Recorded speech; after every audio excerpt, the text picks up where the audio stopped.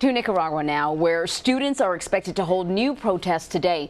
Hundreds of people have been killed in a recent wave of violence gripping the country. Senator Marco Rubio warned over the weekend the escalating unrest could possibly trigger civil war. Manuel Bojorquez has more from Nicaragua.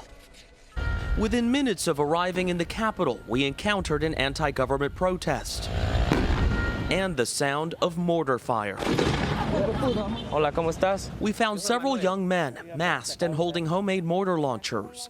They told us they fire them to warn fellow demonstrators when pro-government forces are near. You know you're risking your lives here.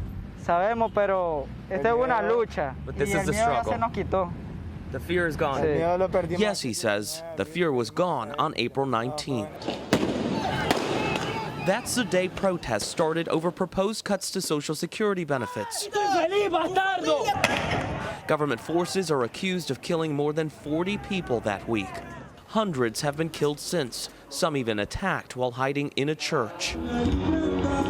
The uprising continues to intensify against President Daniel Ortega, who demonstrators say has turned into a dictator and should step down. But Ortega remains defiant, insisting the protesters are being influenced by outside forces and blaming them for initiating the violence. This neighborhood, Monimbo, had been a stronghold of the opposition. You can see here some of the barricades they had built using cobblestones from the streets. But there was a bloody confrontation with police here last week, and at this point it's still unclear how many were killed. This woman feared being identified, but wanted to let us know one thing. Her neighborhood was not backing down. La batalla, pero no la guerra. Monimbo has lost the battle, but not the war. And CBS News national correspondent Manuel Bojorquez is with us now from Nicaragua's capital of Managua. Manny, what is the latest on the movement and the protests that are being planned for today? Give us a sense of what you're seeing on the ground.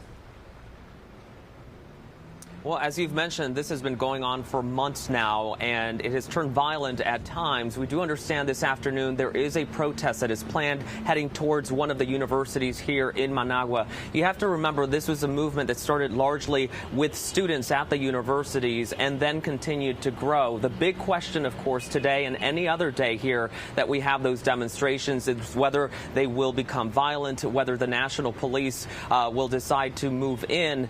Those officers have told us that they are largely provoked and that they feel that many of these demonstrators are from outside groups that are coming here really to agitate. But the protesters tell us that they are unarmed. They simply want to express their opinions and that they feel that they are targets for the national police and paramilitaries here who open fire on them. So, Manuel, Senator Marco Rubio slammed Ortega and his government yesterday during an interview. I want to play a little bit of it and then we can talk on the other side. Well, I think you're going to see, and there's already work being done to set a series of sanctions against individuals and entities in Nicaragua that have empowered this. You know, all this could have been avoided weeks ago. The message to the Nicaraguan regime under Ortega was very clear, and that is, you know, you call early elections, you allow legitimate elections, and this thing can move forward, and everyone's going to be fine. But if you soak your hands in blood, all that's off the table. They decided to soak their hands in blood. Right now, the military has not been a part of it. He's had to rely on these irregular paramilitary forces that he has stood up in the police departments to kill people. I mean, he's basically tried to burn down the university and has now waged war, attacked churches and kidnapping people and the like. So I think that opportunity is now gone for Ortega. And this is an old man. This is a dying man in Ortega. His wife is crazy. She's a lunatic. She's also the vice president of the country. There's no future for them in power. And my biggest fear about Nicaragua is, unlike Venezuela, the possibility of a civil war in Nicaragua is real. It would trigger a migratory crisis. It would undermine our anti-drug efforts in the region. There is a direct national security interest for the United States in seeing democracy and stability in Nicaragua. So the call has been for Ortega to, if not step down, then at least hold early elections. But what do people there believe it's going to take for him to do that? I mean, is it going to have to come to a civil war? Is that what people believe?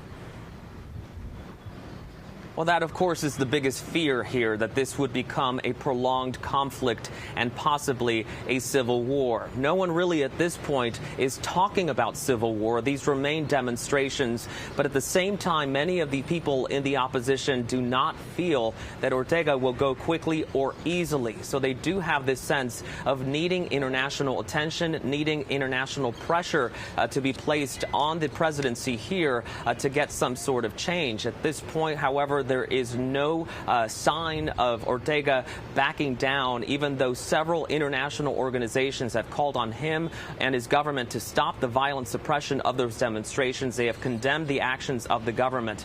So really, it's a wait and see game at this point, with just much tension. And you have to remember that much of the capital and other large cities here become paralyzed when these protests happen because there's so much fear of what might happen. So you have people staying home, businesses closing, and this is paralyzing parts and large sectors of the economy here as well. One more question for you, Manuel. You know, Marco Rubio mentioned these paramilitary groups that are really sort of at the heart of much of the violence, and he mentioned that the army is not involved. What is the army doing now? Are they playing a role in this? Well, right now, that really is something that remains to be seen, whether they're doing something either behind the scenes or whether they will eventually come to the forefront. So much of the government here seems to have come under the control of the Ortega family that it's really hard to find out exactly what they're thinking and what they're planning until something is announced. But at this point, we have seen national police on the streets and those paramilitaries. But again, with this conflict continuing to go into several weeks and now even entering beyond the third month here, it's unknown whether the army at some point might become involved and in what capacity that might be. Manuel Bojorquez in Nicaragua. Thank you so much, Manuel.